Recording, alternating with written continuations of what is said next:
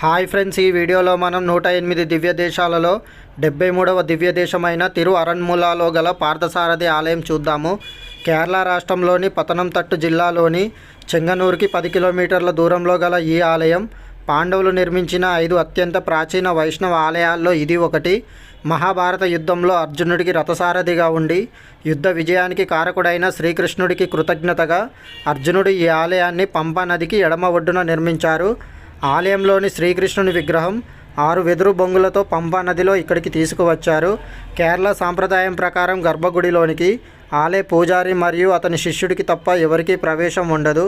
మహాభారత ఇతిహాసంతో ముడిపడి ఉన్న కేరళ సాంప్రదాయ పండుగ ఓనం సందర్భంగా ప్రతి సంవత్సరం పంపా నదిలో జరిగే పాము పడవల పందెం ఈ అరణ్ముల ప్రాంతంలో చాలా ప్రసిద్ధి చెందింది.